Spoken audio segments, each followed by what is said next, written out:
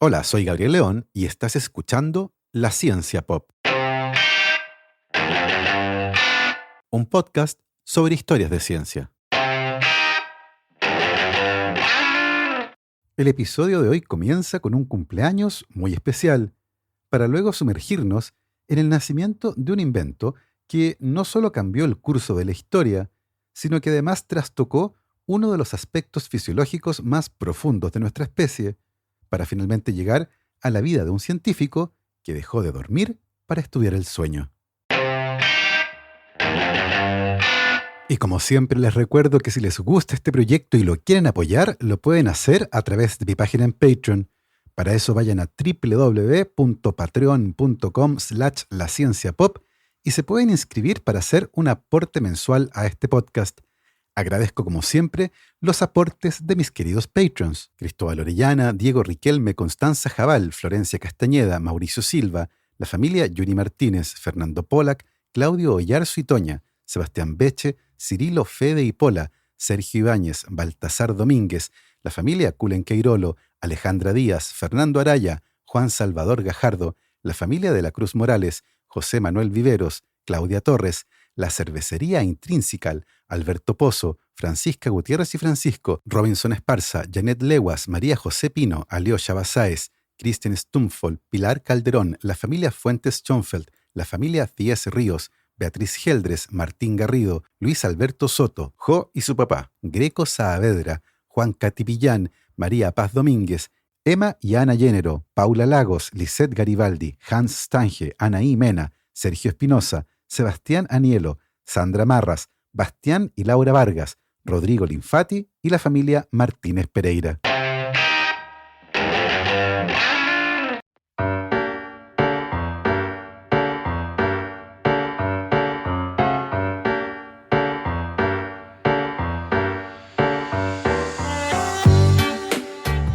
El viernes 8 de junio del año 2001 se celebró una fiesta de cumpleaños en el cuartel de bomberos de la ciudad de Livermore, en California.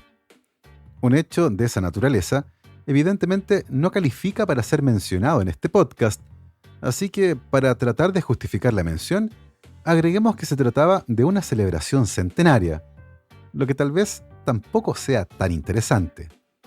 Lo que sí parece justificar la mención de esa fiesta de cumpleaños es que se trataba de la celebración de los 100 años de una ampolleta incandescente, la más antigua del mundo que sigue funcionando y que lo ha hecho de manera casi ininterrumpida desde el año 1901. Es tan famosa la ampolleta en cuestión que tiene su propia página web, centennialbulb.org, y además una cámara web transmite en tiempo real la, seamos francos, aburridísima vida de esta ampolleta. Inicialmente su potencia era de 60 watts, pero debido al uso actualmente ilumina como una ampolleta de unos 4 watts. O sea, ya no alumbra. Las ampolletas incandescentes comenzaron a masificarse a inicios del siglo XX, y si bien la primera casa en estar cableada e iluminada de esta manera data de 1880 en Inglaterra, diversos avances en la tecnología de fabricación de ampolletas permitieron su masificación. La ampolleta incandescente es un invento bastante sencillo conceptualmente hablando. Al hacer pasar electricidad por un filamento, este se calentará al rojo, emitiendo muchísimo calor y algo de luz, lo necesario para justificar el despilfarro de energía. Una ampolleta incandescente de 40 watts convierte menos del 2% de la energía que utiliza en luz, y el 98% restante se pierde como calor, un subproducto del proceso. O tal vez es al revés, la luz es un subproducto del proceso. El filamento incandescente es el componente más frágil de una ampolleta, pero la tecnología necesaria para fabricar filamentos muy resistentes y que permitieran fabricar ampolletas con una duración muy elevada, se convirtió en una realidad muy pronto, y también en un gran problema para la industria. Porque claro, si una ampolleta duraba demasiado, las personas muy pronto no necesitarían comprar más ampolletas. Era un negocio destinado a aniquilarse a sí mismo, y los fabricantes lo tenían muy claro. Tanto que el 15 de enero de 1925, en la ciudad suiza de Ginebra, los representantes de las compañías más importantes que fabricaban ampolletas decidieron abordar este asunto fundando una compañía llamada Phoebus, Compañía Industrial para el Desarrollo de la Iluminación. Phoebus funcionaba en la práctica como un cartel, una asociación que permitía la colusión de los interesados para dominar y controlar el mercado, en este caso, de las ampolletas. Una de las reglas de oro de este cartel era que las ampolletas no podían durar más de 1000 horas, muy lejos de las 2500 horas de vida que usualmente tenían las ampolletas por aquella época. El cartel además fijaba los precios, subiéndolos sin riesgo de competencia. Las empresas que eran parte de este cartel debían enviar a Suiza varias ampolletas elegidas al azar, las que eran testeadas en Phoebus, y cada hora de uso superior a las 1000 horas implicaba una multa en dinero para el fabricante. De esta forma, los estándares de fabricación debieron ajustarse para hacerlos calzar con la duración que una ampolleta debía tener, de acuerdo con las aspiraciones del cartel. Así nació la obsolescencia programada. El cartel se defendió diciendo que el estándar de 1000 horas fue determinado para maximizar la vida útil de una ampolleta, ya que, según los datos de sus ingenieros, luego de las 1000 horas de uso, las ampolletas perdían significativamente su eficiencia, convirtiendo cada vez menos energía en luz y produciendo por ende más calor. Si bien la existencia del cartel Phoebus está muy bien documentada, es importante mencionar que en 1951, una investigación gubernamental realizada en el Reino Unido no encontró evidencias de que el cartel haya ajustado la vida útil de las ampolletas con el objetivo de vender más ampolletas y perjudicar directamente a los consumidores, encontrando que la justificación de los ingenieros, basada en la eficiencia de las ampolletas, era razonable. Por otro lado, en 1953, una investigación similar, realizada en Estados Unidos, determinó que la organización Phoebus efectivamente operaba con prácticas anticompetitivas, y si bien en 1955 cesó oficialmente sus operaciones, la verdad es que el inicio de la Segunda Guerra Mundial marcó el real cese operativo de Phoebus. Si bien las ampolletas incandescentes revolucionaron la iluminación de los espacios públicos y privados, se trataba de una tendencia que venía en crecimiento desde los albores de la Revolución Industrial, cuando las velas y lámparas de aceite de ballena fueron lentamente reemplazadas por lámparas de querosén y otros combustibles. Eso cambió completamente el paisaje nocturno. La luz artificial ahora permitía alargar el día y hacerlo más productivo, multiplicando la cantidad de actividades que se podían realizar una vez que el sol se ponía.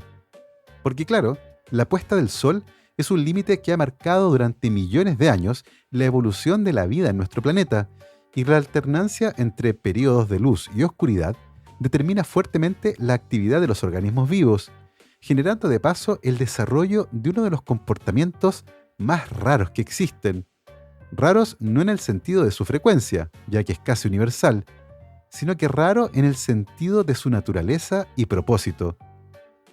Para confrontar esta rareza, imaginen la siguiente situación. Una pareja tiene un hijo. Al nacer, en el hospital le explican a los padres que todo ha salido de maravillas. Se trata de un niño sano y todos los exámenes a los que lo han sometido no muestran nada malo, por lo que se pueden ir a su casa tranquilos.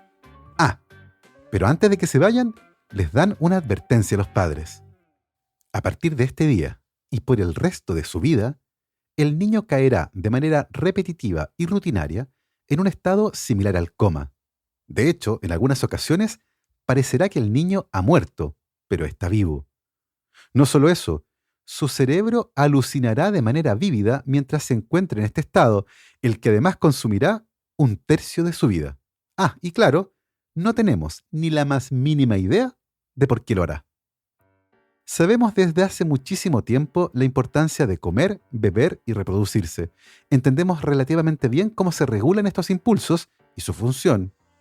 Sin embargo, en pleno siglo XXI, todavía no tenemos del todo claro por qué dormimos. Una de las cosas más interesantes de dormir es que, si se analiza desde el punto de vista evolutivo, parece un completo misterio. Después de todo, ¿qué ventaja evolutiva podría tener para un organismo un comportamiento que durante 1/3 de la vida le impide buscar comida, socializar y reproducirse? No solo eso, dormir nos deja en un estado de gran vulnerabilidad a los depredadores, en un momento en que además no podemos ver bien. La respuesta a este misterio evolutivo está escondida en esta misma contradicción. En el fondo, si dormir nos impide hacer todo lo que mencioné antes y nos deja en un estado de indefensión extrema, sea cual sea su función, debe ser tremendamente importante. En otras palabras, si dormir no cumple con una función absolutamente vital, entonces es el mayor error que el proceso evolutivo haya cometido. Hay varios misterios muy interesantes que están relacionados con el acto de dormir, pero probablemente uno de los más llamativos comenzó a ser discutido recientemente gracias a un crimen sin resolver. Roger Ekirch es un historiador estadounidense experto en sociedades preindustriales occidentales y está particularmente interesado por la vida nocturna en la antigüedad. A mediados de la década de 1990, Ekirch estaba preparando un libro al respecto, cubriendo desde los tiempos medievales hasta la Revolución Industrial. Mientras investigaba para el capítulo relacionado con el sueño y las costumbres al dormir, se topó con un caso muy interesante en los archivos judiciales de la Oficina de Registros Públicos de Londres. Se trataba de la declaración de una niña de 9 años, llamada Jane Roth, y que describía las circunstancias en las que su madre había desaparecido la noche del 13 de abril de 1699, después de que 2 hombres la sacaran de la casa cerca de las 11 de la noche. El cuerpo de la mujer apareció más tarde con señales de haber sido asesinada de manera brutal, y el crimen nunca fue resuelto. Lo que llamó la atención del historiador es que en su declaración, la niña dijo que los hombres aparecieron en su casa después del primer sueño. En los meses siguientes, el historiador revisó los antiguos archivos judiciales y encontró muchas más referencias al primer y segundo sueño, algo que Ekirch ha denominado como sueño bifásico. Aparentemente, en la antigüedad, las personas no dormían de corrido, sino que separaban el sueño en 2 periodos de varias horas, separados por un periodo de vigilia de duración variable. Algunas referencias a esta forma de dormir eran bastante banales, pero otras eran más oscuras, como el caso de Luke Atkinson, un habitante de Yorkshire, que confesó haber cometido un asesinato temprano en la mañana, entre su primer y segundo sueño, un lapso que, según declaró después su esposa, el hombre usaba habitualmente para cometer delitos. Cuando el historiador amplió su búsqueda para incluir bases de datos en línea y otros registros escritos, pronto quedó claro que el fenómeno estaba bastante más extendido y normalizado de lo que había imaginado originalmente. Por ejemplo, el primer sueño se menciona en una de las obras más famosas de la literatura medieval, Los Cuentos de Canterbury, de Geoffrey Chaucer, que fue escrita entre 1387 y 1400. También hay referencias al primer sueño en la obra Cuidado con el gato, de 1561, y escrita por el poeta William Baldwin. Se trata de un libro satírico, considerado por algunos como la primera novela de la historia, que se centra en la vida de un hombre que aprende el lenguaje de un grupo de aterradores gatos sobrenaturales, uno de los cuales, llamado asesino de ratones, está siendo juzgado por su promiscuidad. Pero eso fue solo el comienzo. El historiador Roger Ekirch encontró referencias a esta forma de dormir, con 2 sueños separados por un periodo de vigilia en todas las formas imaginables, en cientos de cartas, libros, textos médicos, escritos filosóficos, artículos de periódico y obras de teatro.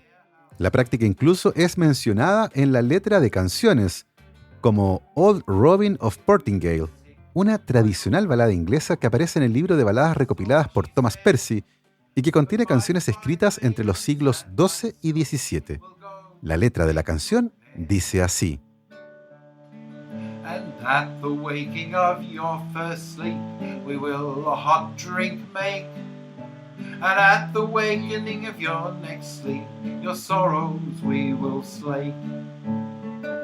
Traducido al español diría: y al despertar de tu primer sueño, tendrás una bebida caliente preparada, y al despertar de tu próximo sueño, tus penas habrán pasado. El sueño bifásico tampoco era exclusivo de Inglaterra. Se practicaba ampliamente en todo el mundo preindustrial. En Francia se le llamaba prime somme Genitalia primo sono. De hecho, Ekirch encontró evidencia del hábito en lugares tan distintos como África, el sur y sudeste de Asia, Australia, América del Sur y el Medio Oriente. El historiador Roger Ekirch ha llegado a la conclusión de que el sueño bifásico era una práctica habitual en las sociedades preindustriales. Al anochecer, las personas se iban a dormir y lo hacían por unas 4 horas para despertar cerca de la medianoche y pasar despiertos entre 1 y 2 horas. Ese periodo de tiempo era empleado para conversar, fumar, comer, trabajar e incluso socializar. Luego venía el segundo sueño, que finalizaba al llegar el alba. Ekirch cree que con el advenimiento de la iluminación artificial, las personas comenzaron a ir a dormir cada vez más tarde, lo que tuvo como consecuencia la fusión de los dos sueños en uno solo de entre 5 y 8 horas. Si bien muchos se han convencido de esto gracias a la evidencia aportada por Ekirch, no todos lo están. La evidencia, sin embargo, no solo es histórica. En 1992, el psiquiatra Thomas Ware publicó un interesante estudio que describía lo que ocurría con voluntarios que experimentaban días cortos, con solo 10 horas de luz y 14 de oscuridad. En esa situación, lentamente, los voluntarios cambiaban su patrón de sueño monofásico a uno bifásico, con 2 bloques de sueño de varias horas, separados entre ellos por un periodo de tiempo que iba entre 1 y 3 horas. Hoy los patrones de sueño son complejos y muy diversos. Un estudio publicado en marzo de este año en el Proceedings de la Academia de Ciencias de Estados Unidos analizó el patrón de sueño en 103.200 personas que usaron brazaletes especiales equipados con acelerómetros. El análisis de estos datos permitió identificar 16 patrones de sueño diferentes, incluyendo algunos vinculados con el insomnio, a los días de la semana comparado con los fines de semana, y los cronotipos, es decir, aquellas personas que prefieren irse temprano a la cama para despertar temprano y aquellos que se levantan más tarde porque son más productivos de noche. Los investigadores sugieren que estos datos muestran que nuestros patrones de sueño son complejos y diversos y dependen de factores tanto genéticos como ambientales. A la vuelta de esta pausa, profundizaremos en la importancia del sueño y en la vida de un investigador que dejó de dormir para poder estudiarlo. La economía colaborativa está cambiando el mundo. Pronto descubrirás en Chile una nueva forma de comprar con tu comunidad y reducir el precio y la huella de carbono de tus productos preferidos.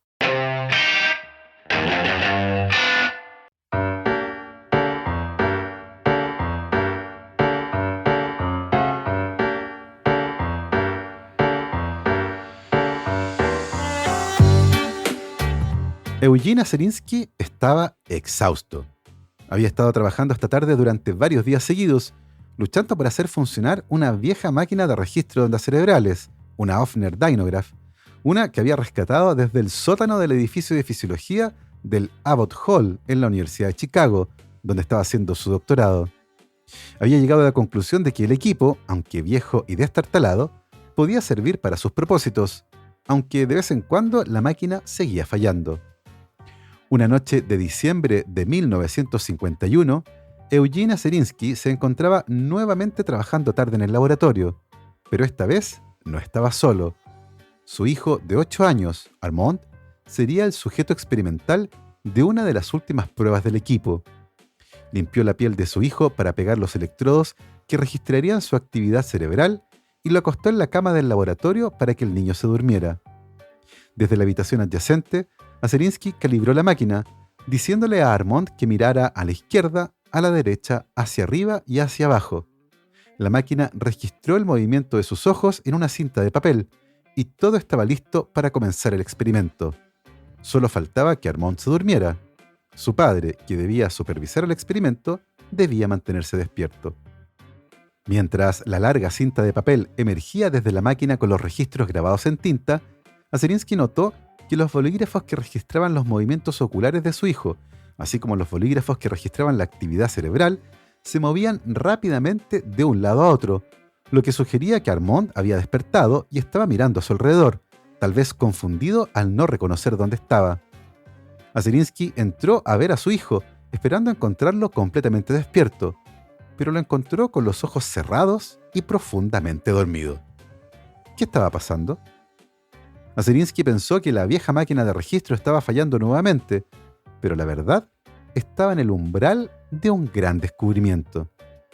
El 4 de septiembre de 1953, Azerinsky publicó, junto con su director de tesis, Nathaniel Kleitman, un artículo científico en la revista Science, en el que describían el movimiento rápido, espasmódico y simétrico de los ojos asociado con la actividad cerebral correlacionada con los sueños. Había descrito por primera vez de manera sistemática el estado REM, Rapid Eye Movement. Sigue siendo un anacronismo asombroso en la historia de la ciencia que Watson y Crick desentrañaran la estructura del ADN antes de que prácticamente se supiera nada sobre la condición fisiológica en la que las personas pasan un tercio de sus vidas. El estado REM es tan importante que algunos científicos lo han designado como el tercer estado del ser, después de la vigilia y el sueño. Y sin embargo, el fenómeno en sí permaneció oculto a plena vista hasta septiembre de 1953, cuando se publicaron los experimentos realizados en Chicago por Azerinsky. Antes del descubrimiento del estado REM, se asumía que el sueño era un estado pasivo. En ausencia de estimulación, el cerebro simplemente se apaga por las noches. Después del descubrimiento del REM, los científicos vieron que el cerebro dormido en realidad circulaba entre dos estados eléctricos y bioquímicos distintos. Uno caracterizado por un sueño profundo de ondas lentas, que a veces se llama sueño tranquilo y que ahora se conoce como sueño no REM. Y el otro caracterizado por el sueño REM, también llamado a veces sueño activo o paradójico. La mente en el sueño REM está llena de sueños vívidos. Algunas estructuras cerebrales consumen oxígeno y glucosa a tasas iguales o superiores que en la vigilia. La sorprendente implicación es que el cerebro, que genera y evidentemente se beneficia del sueño, parece estar demasiado ocupado mientras dormimos. El descubrimiento del sueño REM lanzó una nueva rama de la medicina que conduce al diagnóstico y tratamiento de los trastornos del sueño que afectan a decenas de millones de personas. También cambió la forma en que vemos nuestros sueños y a nosotros mismos. Cambió el enfoque de los científicos desde la persona que duerme al cerebro que duerme e inspiró nuevos modelos en los que nuestros curiosos sueños nocturnos, que parecen escritos por un guionista psicótico, son consecuencia de disparos neuronales aleatorios, en lugar de las intenciones ocultas del conflicto inconsciente o las escapadas de almas incorpóreas. El descubrimiento del sueño REM fue casi tan significativo para el estudio de la cognición como lo fue la invención del telescopio para el estudio de las estrellas. Hasta ese momento, ningún científico había hecho mediciones continuas durante toda la noche de la actividad de las ondas cerebrales. Dado el pensamiento de la época, que el sueño era un desierto neurológico sin ninguna característica especial, no tenía sentido desperdiciar miles de metros de papel gráfico costoso haciendo grabaciones de electroencefalogramas. La decisión de Azerinsky de hacerlo, combinada con su adaptación de la máquina Hofner Dynograph para registrar los movimientos oculares durante el sueño, condujo al gran avance. Azerinsky hizo un segundo estudio del sueño nocturno de Armand con los mismos resultados. Nuevamente, los bolígrafos trazaron líneas espasmódicas agudas, previamente asociadas solo con los movimientos oculares durante la vigilia. A medida que Azerinsky reclutaba a otros sujetos, estaba cada vez más convencido de que su máquina no estaba fabricando estos fenómenos. Pero, ¿podría estar recogiendo la actividad de los músculos cercanos del oído interno? ¿Era posible que los sujetos dormidos se despertaran pero simplemente no abrieran los ojos? Azerinsky entró en la cámara de sueño y observó directamente los ojos a través de los párpados, justo en el momento en que las desviaciones esporádicas del movimiento ocular aparecieron en el registro del polígrafo. Los ojos se movían vigorosamente, pero el sujeto no respondía a la voz de Azerinsky. No había duda alguna de que el sujeto estaba dormido, a pesar de que el electroencefalograma sugería un estado de vigilia. Azerinsky también descubrió que los movimientos oculares rápidos se correlacionaban con el recuerdo de los sueños y de imágenes visuales notablemente vívidas. Tal vez por eso la gente habitualmente recurría a él para que les interpretara sus sueños, algo que lo ponía de muy mal humor. El descubrimiento del sueño REM generó gran interés por esta área y se consolidó el estudio de los desórdenes del sueño. Azerinsky más tarde se cambió de área de investigación y su nombre lentamente fue olvidado. Con el paso del tiempo y animado por sus hijos, decidió volver al área y obtuvo el reconocimiento que merecía. En junio de 1995 fue ovacionado por 2.000 de sus colegas durante el encuentro de las Sociedades Científicas del Sueño en Estados Unidos. Fue su momento más dulce.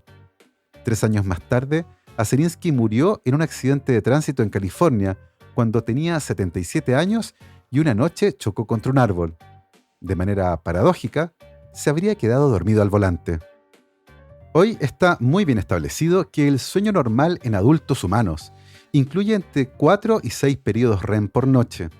El primero comienza unos 90 minutos después de que nos quedamos dormidos y suele durar varios minutos. Cada periodo REM posterior es más largo y se caracterizan no solo por la actividad de las ondas cerebrales típicas de la vigilia, sino también por una especie de parálisis muscular que hace que uno sea incapaz de actuar sobre los impulsos motores, lo que en general es muy bueno, pero puede ser aterrador si despiertan en esa fase y se intentan mover solo para encontrar que no pueden hacerlo. Los adultos pasan alrededor de 2 horas por noche en fase REM, o el 25% del sueño total. Los recién nacidos pasan el 50% del sueño en fase REM, más de 8 horas al día, y son mucho más activos que los adultos durante esa fase, suspirando, sonriendo y haciendo muecas. Dormir es infinitamente más complejo, profundamente más interesante y alarmantemente más relevante para la salud de lo que pensábamos hace solo unas décadas. Dormir genera una constelación abundante de beneficios que sirven tanto para nuestros cerebros como nuestros cuerpos. No parece haber un órgano importante dentro del cuerpo o proceso dentro del cerebro que no mejore con el sueño y se vea perjudicado cuando no dormimos lo suficiente. A través de una explosión de descubrimientos en los últimos 20 años, nos hemos dado cuenta de que la evolución no cometió un error espectacular en la concepción del sueño. El dormir nos entrega una multitud de beneficios que garantizan la salud. Dentro del cerebro, el sueño enriquece una diversidad de funciones, incluida nuestra capacidad de aprender, memorizar y tomar decisiones. El sueño recalibra nuestros circuitos cerebrales emocionales, lo que nos permite navegar los desafíos sociales y psicológicos del día siguiente con una mayor tranquilidad. Incluso estamos empezando a entender la más impermeable y controvertida de todas las experiencias conscientes: soñar. Soñar proporciona un conjunto único de beneficios a todas las especies lo suficientemente afortunadas como para experimentarlo, incluidos los humanos. Entre estos regalos se encuentra un baño neuroquímico consolador, que apacigua los recuerdos dolorosos y un espacio de realidad virtual en el que el cerebro fusiona el conocimiento pasado y el presente, inspirando la creatividad.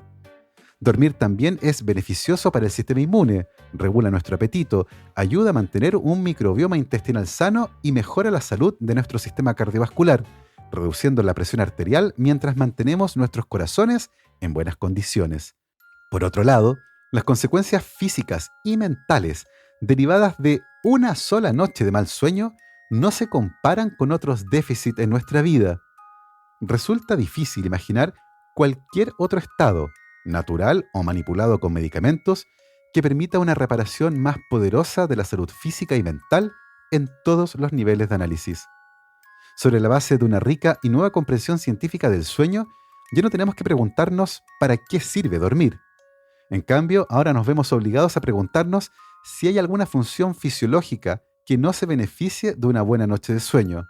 Hasta ahora, los resultados de miles de estudios insisten en que no lo hay. Emergiendo de este renacimiento de la investigación hay un mensaje inequívoco. El sueño es lo más efectivo que podemos hacer para restablecer nuestra salud cerebral y corporal cada día. Desafortunadamente, la omnipresencia de pantallas, el exceso de cafeína y las preocupaciones y distracciones de la vida moderna nos quitan cada vez más horas de sueño. La invitación es entonces a trabajar de manera más consciente en este aspecto tan fundamental de nuestras vidas. Si bien una siesta puede ser reparadora, el sueño nocturno es fundamental. Piénsenlo así. La vida diaria deja a nuestro cerebro como una casa en la que hubo una fiesta juvenil descontrolada. Dormir por la noche nos permite sacar a los borrachos, lavar la loza, reciclar las botellas vacías, eliminar los ceniceros y ventilar. Si no duermen bien, no pueden limpiar ese desastre y enfrentarán el día siguiente en condiciones paupérrimas. Así llegamos al final de este viaje Espero que no se hayan quedado dormidos, a no ser que sea de noche, y en tal caso, que descansen.